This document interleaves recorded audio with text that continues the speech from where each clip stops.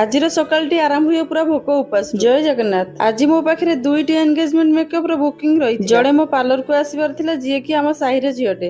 ଆଉ ଜଣଙ୍କର ଘରକୁ ମତେ ଯିବାର ଥିଲା, ମାନେ ହୋମ ସର୍ଭିସ ଦେବାର ଥିଲା। ତେଣୁକରି ମୁଁ ଗୋଟେ ଟାଇମ ସେଟିଂ କରିଥିଲି। ସକାଳ 8ଟାରେ ମତେ ଲୋକେସନରେ ପହଞ୍ଚିବାର ଥିଲା। ତେଣୁକରି ମୋ ବୋଉ ଏତେ ଶୀଘ୍ର ଉଠି ଟିଫିନ ମୋ ପାଇଁ ବନେଇ ନଥିଲା, ତ ମୁଁ ଆଜି ଉପାସରେ ଘରୁ ବାହାରି ଯାଇଥିଲି। ନିତୁ ଏବଂ ସୀମା ମଧ୍ୟ ମୋ ସହିତ ଥିଲେ। ଆଉ ଆଜିର ଲୋକେସନଟି ଥିଲା ସଇନ୍ଦା ନଛିପୁର। ଆମେ ସେଠାରେ ଟାଇମରେ ପହଞ୍ଚି ଯାଇଥିଲୁ। କାମ ସାରିକି ପୁଣି ପଳେଇ ଆସିଥିଲୁ ରିଟର୍ନ ଆମ ପାର୍ଲର। ସୀମା ଯେହେତୁ ପାର୍ଲରରେ ଥିଲା, ତ ସେ ଅଧା କାମ ସାରି ଦେଇଥିଲା। ମୁଁ ଆସିକି କେବଳ ଫେସର ମେକଅପଟା କରିଥିଲି।